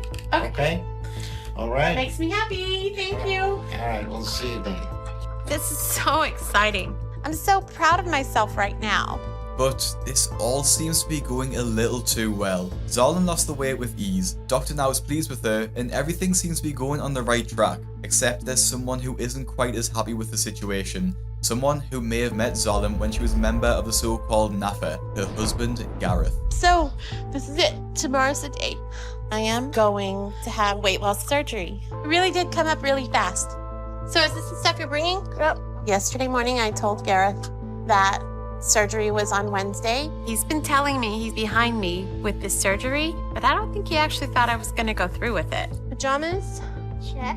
He says, I married you 10 years ago when you were a happy fat girl, and I was happy to marry a happy fat girl. If you'd have told me 10 years ago I was marrying an unhappy fat girl, then maybe I wouldn't have married you. It's clear that Gareth simply isn't a fan of Zarlin losing the weight, and that the most important thing to him is her size. Zarlin, though, is clearly very unhappy at her size, not to mention the number of health risks associated with her extreme level of obesity, but Gareth doesn't seem to be too bothered by this. It's really hard to talk about Gareth because, you know, he wants a fat wife. He wants what he's physically attracted to. That's what he wants. He has a physical preference for his sexual needs that requires me to be bigger than, you know, just fat. I realized I've been telling myself a lie, and that lie was killing me. Big can't be beautiful when it means my daughter may not have a mother. Without this surgery, I'm gonna die sooner rather than later. With surgery, I'll be walking and moving and going. You know, he talks about, it's not that he will not be sexually attracted to me, it's that I'll be repulsive to him. I mean, I'm a little bit sad because, you know, I like bigger women, so a little upsetting to lose what you like. But I mean, you know, gonna have to get over it. Why do you have to be such a negative Nancy? We'll see. Let's hope it doesn't turn around to bite us in the butt. I've always liked bigger women. You know, why settle for a hot dog when you can have a steak? We're going now. All right. The fact that Gareth is willing to sacrifice not only his wife's health, but her life for his own sex fetish is honestly just disgusting. The fact that Zarlin being a healthy weight would repulse him is also disgusting, especially when they have a young daughter to raise together. Why would you not want Zarlin to be part of that? Why is his own desire more important than Hannah having a healthy mother who can not only raise her properly, but actually be alive to see her grow up? Gareth seems to have thrown a spanner in the works here, as it's the only factor hindering Zarlin's weight loss, as she wants to keep him happy while also acknowledging that she really has no choice but to lose the weight, as her daughter is the most important thing to her at the end of the day. Despite the disapproval of her awful husband, Zarlin goes in for her surgery anyway, under the safe care of Dr. Now. Jolene is ready for her gastric bypass surgery today. Usually this type of surgery is much more difficult in patients that are very heavy, like Jolene is almost 600 pounds. So her surgery is going to be a little bit challenging. 600 pounds is not room inside of the abdomen. The gastric bypass is a good treatment for these people that are morbidly obese. Go forward. We divide upper part of the stomach and make a pouch. It will change the digestive system, so she'll be able to eat small amount and get full real quick and not be hungry. Thankfully, Zarlin's surgery went perfectly, and she was given a few days to recover at the hospital. Due to the gastric bypass Zarlin now has, she has to eat a 1,200 calorie a day diet to ensure continued weight loss and to not reverse the effect of the surgery. Now, one of the most important things to do after weight loss surgery is to walk, as this significantly reduces the risk of blood clots. If you've watched any of the other videos on my channel, you'll know that getting the stars to walk after surgery is near impossible, as they're so used to being bedbound that walking isn't even on their mind. Zarlin, however, she's up and out of her bed before being asked, a true testament to her commitment on the program. However, this good mood doesn't last too long, as she gets a phone call from Gareth a few days after her surgery, with his first question being, "So, how much weight have you lost?" It's clear that the most important thing to Gareth is her size, not her health or her mental well-being after literally having surgery. He even starts telling Zarlin about the tacos he's going to have for lunch, something that she obviously doesn't want to hear about given she's on a 1,200 calorie diet. This shows how incredibly selfish he is, placing his own needs ahead of his wife and his daughters. When Gareth comes to pick Zarlin up from the hospital too, his attitude is just disgusting yet again. You haven't lost much weight yet. I was expecting to look a lot skinnier straight after, man. Well, I'm sorry to disappoint you, but I haven't lost 75 pounds. I'm not looking to do no dieting, mate. I mean, I'll be considered around you eating, but I'm not looking to do no dieting. I don't think Gareth is going to be someone who's going to help me. Why is the first thing he says focused on how skinny she does or doesn't look, and not around how she's feeling or if she's in pain, given that the weight loss surgery is incredibly invasive and apparently pretty painful? Things just get worse and worse, and it's really hard to watch this episode, as Gareth shows his abusive and manipulative side when he goes through the drive-thru on the way home from her weight loss surgery. And I've got to say, this part of the show is genuinely hard to watch. The daddy. Oh yeah, I smell bacon. Bacon makes everything right. Yeah, number 5, medium with a Diet Coke. Don't be tempted now. I'm not even a little bit tempted. Don't be eating my food. No chip. If he's going to go ahead and try and tempt me like this, it's hurtful. It's a little bit nauseating, to be honest. Oh, my burger. Which one? I think I married a jerk, but I think he doesn't know any other way. I don't know if I'm gonna have Gareth's support. Not only does he get himself a burger and fries, but he actually makes Zarlin hold his burger for him. It's obvious that he doesn't actually need her to hold it, and he's just doing this to punish her for getting the surgery. Now this is quite literally abuse. For Zarlin, food is an addiction she's trying to cover from. You wouldn't make an alcoholic hold your glass of wine, so why on earth is he making her hold his fast food for him? Despite Gareth's negativity, Zarlin continues to lose the weight. In month 4 of the program, Zarlin dropped to 492 pounds, a total weight loss since surgery of 104 pounds. By month 5, she's down another additional 50 pounds, bringing her to 443 pounds. Her progress is definitely going in the right direction, but she isn't losing weight at the speed that Dr. Na would like. Jolene is making some decent progress. She has lost 150 pounds for her first few months, but somebody in her size should lose at least 200 pounds. She should be losing more weight. Determined to lose more weight, Zarlin tried to burn some extra calories by joining a gym and getting a fitness trainer. I'm excited about seeing this trainer. Hi. I'm nervous that Gareth is gonna flip out when he finds out, but I have to do this for me. So you had gastric bypass, right? Yes. Prior to that, were you doing any exercise? No. Okay. The fact that Zarlin is scared of Gareth finding out about her joining the gym is genuinely frightening. Why should Zarlin making a healthy lifestyle choice be negative to her husband? This is domestic abuse, as Zarlin is fearful that Gareth will flip out once he learns about her enrollment to the gym. I think Gareth's obsession with Zarlin being overweight goes beyond fetish, but is rather an excuse to control and manipulate her, as it's definitely easier to do when she's immobile. Zarlin has also expressed that she's very unhappy being obese, something that Gareth is clearly taking advantage of and using to manipulate her. After a successful workout session, Zarlin drives home to tell Gareth about joining the gym, and a complete outburst occurs. To go home and tell Gareth, and he's probably not gonna be so excited for me. I mean, you know, rather than going to some city class where you pay him $50, why don't you start simple, round the house? Grab the vacuum, break a sweat. I'd rather have a salad. I'm not buying you a salad. If you want to eat grass, you can go in the garden and graze. Josh, please, you're getting me more frustrated. Keep your frustration out on the vacuum cleaner. Why did you have to marry him? Hannah, I married him because if I hadn't married him, I wouldn't have you, baby. So, worth it? No, I agree with Hannah. It wasn't worth it. This is an unhealthy relationship for anyone. The way that Gareth speaks to Zarlin in front of Hannah is completely shocking, and Hannah is obviously very mature for a young age at 9, as she picks up on this immediately and even stands up to her dad for making fun of Zarlin. Hannah asking why did you have to marry him about her own dad is genuinely heartbreaking, as even she knows how much her mother is fighting to lose the weight, so that she can be a better parent for her. Gareth is awful and manipulative, taking out his frustration that he is losing control of Zarlin out on the entire household. He's throwing a tantrum like a big baby, spitting his dummy out because he can no longer get his own way. As month 6 rolls around, Zarlin is finally under 400 pounds, quite literally just at 399 pounds, a total weight loss of 198 since surgery. Despite her amazing progress, Gareth is still right behind her, being negative. This packet has 18 grams of protein and only 80 calories for the whole packet. The hell's that crap? Tuna and avocado.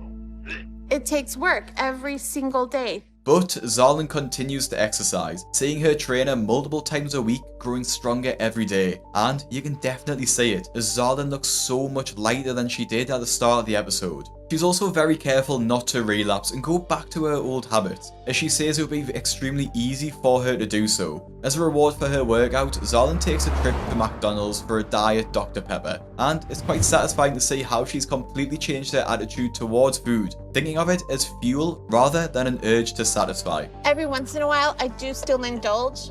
May I get a large Diet Dr. Pepper, please? Okay, you want a large fry and a large Dr. Pepper? No fry. Well, you're not supposed to drink carbonation. but it tastes like liquid gold. And now it's gonna hurt for a minute because all the air is in my little stomach. I have to break Dr. Now's rules in order to make this diet really successful. Zarlin also shows some extreme self-control, as she could have easily ordered some food too, but chose not to. But right when she shows immense progress, Gareth is right behind her yet again to bring her down. 3 feet? 10 feet? No. Gareth has just been chipping away at me. It's like you're gonna cry all afternoon there, but your legs and knees hurting. You know, I learned a long time ago you can't change other people. You're so sweet, honey. That's nice. Now I have to rely on myself for happiness. Things begin to start slipping with Zarlin despite all of her progress, especially as she chooses to not look at the number on the scale when previously she would have been excited to do so. It's like Zarlin knows she hasn't lost any weight and has gone back on her diet, which is exactly what happened. Unfortunately, Zarlin still weighs 399 pounds a month later, having not lost any weight at all. Although, I suppose it's a plus, at least she hasn't gained any weight. Zarlin also reveals that she's been having a lot of carbonated soft drinks, something that is incredibly ill-advised after weight loss surgery, as this can cause expansion of the stomach, which can therefore increase the appetite, quite literally reversing the effects of the surgery. Despite this, Zarlin takes back control and continues to lose weight, albeit quite slowly, and by her 1-year anniversary of starting the program, she is 349 pounds, a total weight loss of 248 since her surgery. Now, if you're someone who wants to lose weight and eat well while doing it, I'd highly recommend you sign up to my newsletter, The Fat Loss Kitchen, where every Friday we send you high protein, low calorie meals that are easy to make and actually fun to cook. There's already over 4,000 people signed up already, and some of the reviews have been fantastic,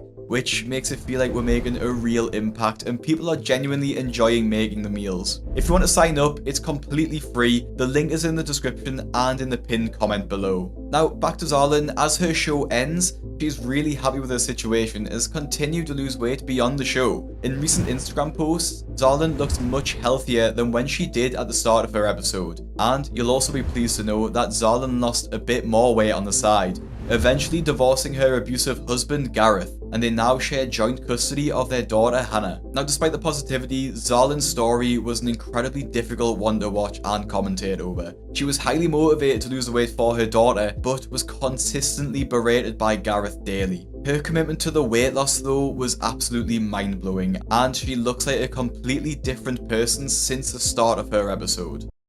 After I named her one of the worst parents in my 600-pound life due to allowing her 5-year-old son to become her carer, I decided to dig deeper into Ashley D's life, and found although she was eating herself to an early grave and almost ruined her son's life, surprisingly, her story does have a happy ending. However, as the saying goes, you have to have some rain to see a rainbow, and that perfectly sums up Ashley D's life. Ashley Dunn Bratcher is a 27-year-old mother and weighs in at 672 pounds. Her life is a constant struggle as her excess weight hangs from her body, making it extremely difficult to move around. She's only able to stand for a maximum of 5 minutes, making completing any tasks around the house near impossible. And we're about to delve into the disgusting measures she takes into making sure they're done. In comparison to other stars on the show, Ashley is definitely one of the heaviest. This means that the normal tasks that people of a healthy weight complete daily without even thinking about, such as doing the laundry, washing up and making meals, is totally off the cards for Ashley. With her husband working away and strapped for cash, Ashley takes a disturbing route to get help, involving her tiny 5-year-old son, Patrick. And most of that falls on my 5-year-old son, Patrick. My son helps me with everything. He's my legs in a lot of things. Basically everything that involves standing and walking around a lot, Patrick does for me. Ashley's straight-up child abuse and neglect of her son is criminal, making it near impossible to feel sympathy for her food addiction. Go get the blue bucket for Mama. We're gonna do some laundry real quick. He has to help me with just about every household chore. Without him, I'd be lost because I just can't do it on my own. It's hard for her to walk, so I do the stuff that she wants me to do every day. The image of Patrick climbing on top of the washing machine to turn it on is genuinely heartbreaking, as he isn't even tall enough to reach the buttons yet. Now, surely this should be a wake-up call for Ashley, that her son is too young to have such a huge workload, but she doesn't even really seem to care. One YouTube commenter said, "Patrick is so helpful, but I'm really afraid that when he grows up, he'll be really easily manipulated since he does everything for his mom, and he'll think that this is the norm." Now, like I said earlier, Patrick is only 5 years old, extremely impressionable and still learning about the world around him. If this is the norm for him now, it's likely that it will severely affect his development. Children should be messing up the house by playing and having fun, not tidying up after their parent. And while it's important for kids to have some sense of being able to put their toys away and maybe even putting their dirty clothes in the wash basket, this level of responsibility that Patrick has is severe. Yep, you're done. Will you put him in the dryer, pretty please? Patrick is too young to be doing the stuff that he does. I should do everything for him. He's so small that he has to literally climb inside the washing machine to pull the clothes out because his arms aren't long enough. This is so dangerous, as he could easily hurt himself or even electrocute himself through absolutely no fault of his own. It's devastating to watch Patrick do all of this work with a smile on his face while Ashley watches from the comfort of the sofa, and it's hard to sympathize with her, as she says that she hates having to watch Patrick do all this work, but hasn't made any changes and has allowed him to do it. It's not just the laundry that Patrick takes responsibility for, as he does the majority of the cooking and the cleaning around the house too. Now, before I saw this episode, the thought of a 5-year-old making a meal was unimaginable. And to be honest, the only cooking a 5-year-old should be doing is mixing cake batter with the parent, not preparing family meals for both himself and Ashley. Pat, you wanna go get the hot dogs and the bread from Mama? It makes me feel guilty because he's 5. He should be playing with toys and watching TV. I should be taking care of him. 3, 0, 0. Start. But he has to help me because my husband is a truck driver and he's gone probably 70 to 100 hours a week. Eat your breakfast. So our food is mostly what Pat can microwave or carry in here for me to prepare. Seeing Patrick make food in the microwave so happily is honestly really sad, as his innocence and kindness is completely being taken advantage of by Ashley. Not to mention just how dangerous it is that Patrick has to physically climb onto the countertop to get to the microwave, or how he's dealing with extremely hot plates and food without Ashley close by to help him. One of those plates could easily fall or burn him, and Ashley wouldn't really be able to do anything about it. Not only is this incredibly unsafe, but Patrick is learning these dangerous food habits from Ashley. He isn't learning how to make a proper healthy filling meal, as instead he has to cook only what he can reach inside the fridge. This means that Patrick is likely going to grow up to be an adult with no knowledge of what's healthy or unhealthy, leading him down the same path as his mother. Now, if you're someone who wants to make healthy meals but don't know where to start, I'd highly recommend signing up to the Fat Loss Kitchen, which is my brand new newsletter with food directly inspired by the advice given by Dr. Now on My 600 Pound Life. All of the meals are calorie counted, they are high in protein and low calorie, and they are all extremely easy to make. We send a newsletter out every single Friday evening, so make sure you subscribe now for completely free to make sure you don't miss tonight's newsletter. Now, back to Ashley. She is devastated by her behaviour and what she's putting Patrick through, as she went through a similar experience in her own childhood. But it's hard to sympathise with her, as every single day when she forces Patrick to do these chores, she's choosing food over him. I don't understand why I let myself get this way. Ashley's childhood was very unstable, as her parents got a divorce when she was just 5 years old. And to make matters worse, Ashley and her siblings were neglected by their mother when they moved in with her, as she had a drug addiction that meant she was never really around, leaving the children home alone for long stretches of time. When Ashley's mother managed to find babysitters for the children, things took a turn for the worse, as the husband of one of the babysitters started abusing Ashley. And as her mother was never around, she didn't care to notice how much Ashley was suffering because of this. As the older sibling, Ashley felt like it was her responsibility to deal with the abuse, believing that she was protecting her younger siblings by making sure the abuse never happened to them. Feeling like she had no one to turn to and nowhere to go, Ashley turned to food to cope. Years went by as her mother's drug addiction got worse and worse, as Ashley in turn developed her own addiction, but to food instead. Things got better for Ashley when her mother dropped her and her siblings off at her dad's house and disappeared from her life for over 13 years. But despite Despite finding it much safer at her dad's house and feeling happier, Ashley was still deeply hurt by her mother abandoning her and still turned to food for a sense of comfort. Now, her dad was always aware of this and was concerned that Ashley's attitude towards food was unhealthy from the start. Ashley's eating habits were not like normal habits. She would eat enormous amounts of food, and she just got larger and larger. I would sneak a lot of food. I remember getting up out of bed and going to the refrigerator. Ashley was eating large amounts of food constantly. 3 meals a day simply wasn't enough for her, as she was constantly snacking and even waking up multiple times during the night just to eat. By the time she was 11 years old, she weighed over 250 pounds, almost 3 times heavier than what a healthy child should weigh. Ashley's dad felt guilty for how her childhood had been, so he did whatever he could to make her happy, even if that was through food. This meant that Ashley continued to pile on the weight, making her over 400 pounds by the time she'd finished high school. And since then, Ashley's bad habits had continued, as she's just continued to eat and eat. When Ashley does make food instead of having Patrick do it, you can see exactly how she got to this weight. The portion sizes are huge, and there's little to no nutrition in any of the meals she makes. When you turn to food for everything, it's a very hard addiction to break.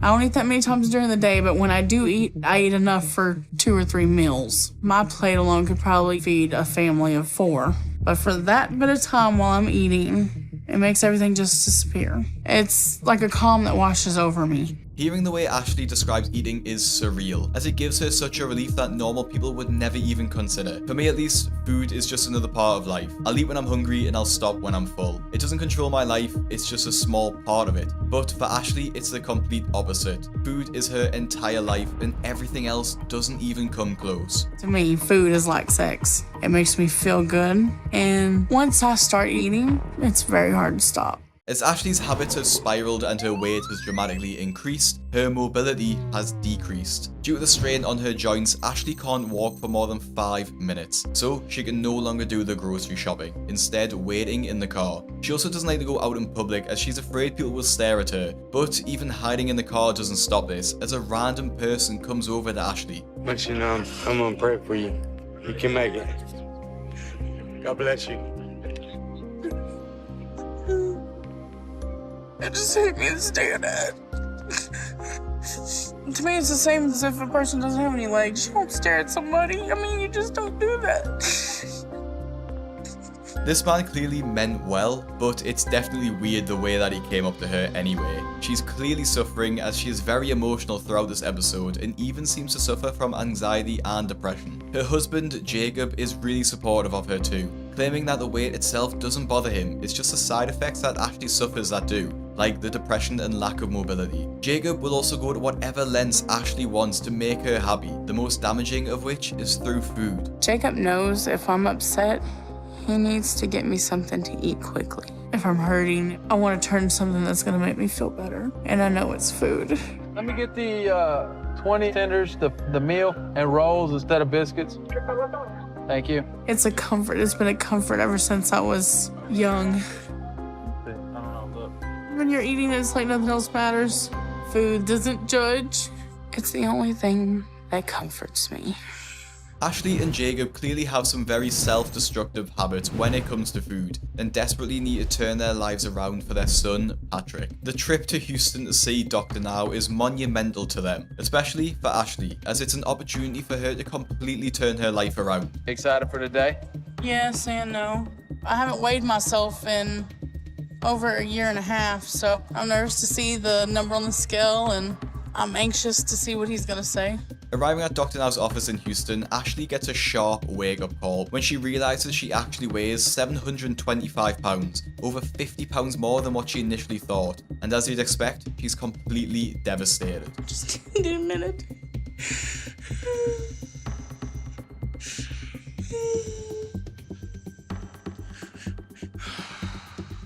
To see 725 on the scale was a smack in my face.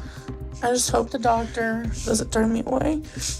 Her drastic weight gain shows just how much she was trying to ignore her addiction. She's been trying to act like her excessive eating wouldn't have an impact on her, but while she may be able to lie to herself, the scales can't lie. When discussing the situation with Dr. Now, he hits some home truths that are difficult for both Ashley and Jacob to hear. You're an enabler and he is overweight, so he's not making good choices on his own to even help you. So you need to understand that you are in a dangerous situation. At your weight, every part of your body is under strain just to function. And at this point, you're not going to make it much beyond 30. You both have to change down because you don't have any time left. Dr. Now tries to relay the seriousness of Ashley's situation, telling her that if she continues without losing any weight, it's very likely that she will not live past 30. That's a heartbreaking realization for Ashley, considering that she has a 5-year-old son to look after, which hopefully means that she will stick to the diet that Dr. Now gives her and will lose 50 pounds in 1 month. Ashley and Jacob move closer to Houston to continue the weight loss and be closer to Dr. Now. In the time she's been given to lose the weight, Ashley believes that she's made good progress, but due to the move, she's had to eat fast food a lot of the time without having a kitchen, and she's anxious this will have affected her weight. But despite her worries, she is successful and loses 58 pounds, an additional 8 pounds more than what Dr. Now asked her to do. It's genuinely unusual seeing a star on the show being successful straight away, as it typically takes them a few months to start losing weight and actually give it a real go. But Ashley seems different, and she's entirely motivated by her son, and we actually see Dr. Now smile, which is definitely a rare occurrence on the show. Go ahead at this point and approve you for weight loss surgery. How does that sound to you? Good. You excited? All right, we'll get you fixed up. Sounds great. Thank you, Dr. Desjardins. You're welcome. A week later, Ashley is booked in for weight loss surgery. The type of surgery that Dr. Now will perform is known as a gastric bypass surgery, and it essentially works by stapling the upper part of the stomach to create a small pouch that can only hold a very small amount of food. This new pouch is connected directly to the small intestine and bypasses the rest of the stomach completely. After the surgery, food bypasses the larger stomach and goes directly into the small intestine, leading to reduced food intake and a decrease in calorie absorption. Bypass on Ashley, but this is going to be a very high-risk surgical procedure because she's extremely obese, and we have to be very careful with her and make sure nothing we do today pushes her body over the limit during the surgery. It's gonna be tight. Any surgery has its risks, but for Ashley, she runs into major complications, as Dr. Now finds a massive hernia in her stomach, making the surgery incredibly difficult. Luckily, he manages to access her stomach through a different angle, completing the surgery successfully. He had to do everything differently, but overall, everything went very well. Ashley has a lot to recover from over the next few days, but surgery will be a big help for her in the short term, as long as she's able to address the dynamic at home down the road. But we need to keep an eye on her. Several weeks later, Ashley continues her weight loss journey at home, still recovering from surgery, where she's lost another 30 pounds since her operation. At home, we see Ashley doing the laundry, a much needed change from the beginning of this video, where she made her 5-year-old son Patrick do it all for her. It's my surgery, and there's been a lot of changes in our lives. It's been hard recovering, but I was so glad I was able to get the bypass and make the progress that I have. And I'm able to start doing more around the house, so Patrick can just focus on starting school and just being a kid. Pat, you ready to get up?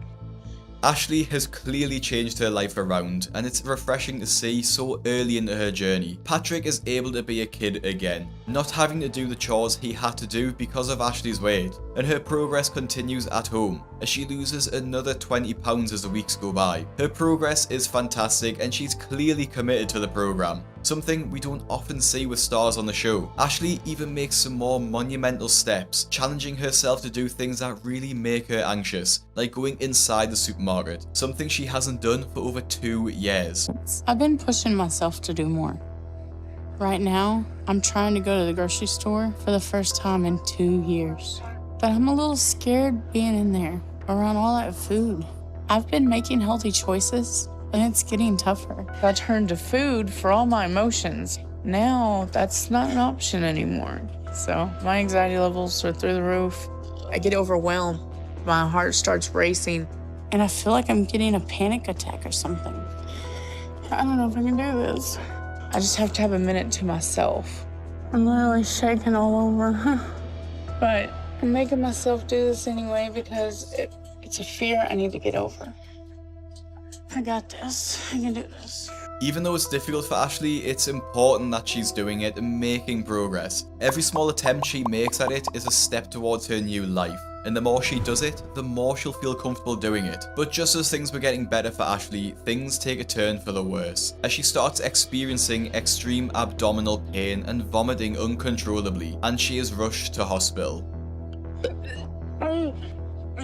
When examining, Dr. now believes that due to Ashley's anxiety and difficulty coping with her new diet, she's been abusing her pain medication and taking way more than recommended dosage. This is incredibly serious, especially as she's had the bypass surgery, and this could cause her significant damage to her stomach, even causing a perforated ulcer. As a result, Ashley is rushed into surgery to try and save her life. During the surgery, Dr. Now's prediction was right, and Ashley does have a perforated ulcer, but this is only the beginning. Because of her size, Dr. Now doesn't have the ability to fix the issue through keyhole surgery and needs to cut to her stomach directly before it becomes worse and kills her. Dr. Now removes the ulcer, but she's far from being out of the woods, as she's in critical condition for the next 72 hours. Once she's stable, she remains in the hospital to recover completely, and Dr. Now refers her to a therapist to discuss her unhealthy habits, like resorting to taking pain medication to cope. But I'm scared that it's not gonna help. Not today, okay? Thank you. Bye-bye.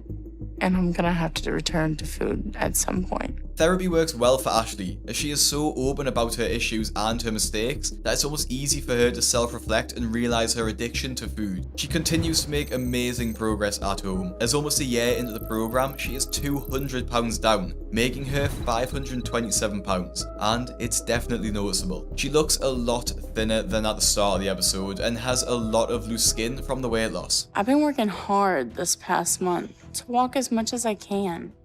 And I'm able to walk around a little bit at a time without the walker. I'm also trying to deal with my emotions when I have them, instead of running from them. It's not easy. Hey, baby. And it's not just Ashley who has made a change for the better, as her entire family have too. Jake and my mom about how hard it is to be around the food they eat. They understood a lot more than I thought. And I wish I hadn't waited so long to talk to them about it. We're trying to incorporate some vegetables into our diet and different things. Vegetables aren't my favorite, but I'm trying to incorporate them in there because Ashley's worked so hard. I love her, and I'm doing this for her. So is squash. Good. In her final appointment with Dr. Now, Ashley genuinely looks great. She's wearing more normal clothes, has curled her hair nicely, is wearing makeup, and genuinely just looks confident. Not only this, but she's exceeded her weight loss goal and lost in total 255 pounds, which is just an incredible feat. Oh, you're down to 155 pounds. How does it feel to lose all that weight? Crazy. It's amazing. It's been a hard road, but I think overall you're doing very well. Ashley has made great progress, and I'm looking forward to seeing her hit her goal weight in next year or so. And give back to them, instead of them just taking care of me. Ashley's made a lot of mistakes. She's caused outrage on social media for pretty much abusing Patrick for making him do so much work around the house, but she's shown huge commitment towards wanting to change her life for the better and has definitely worked hard towards doing that. After the show, Ashley continued to lose the weight and honestly looks incredible in photos she's sharing on social media, looking completely unrecognizable. Fans of the show credit Ashley for her hard work too, as the change between the start of the show and after looked like two completely different people, with one Reddit commenter saying, "It's crazy how much the weight distorts their features. I would have never believed that these two were the same people." Ashley has clearly had her struggles in overcoming her food addiction and the guilt it caused her in her personal life, but she's clearly on her way to becoming a better person, especially for Patrick. What do you think about Ashley's journey? Do you think she can be forgiven for how she treated Patrick at the start of the episode? Let me know in the comments below, and make sure you click the video that's on your screen now to see Ashley feature in the worst parents on my 600 pound life. And I'll see you in the next one.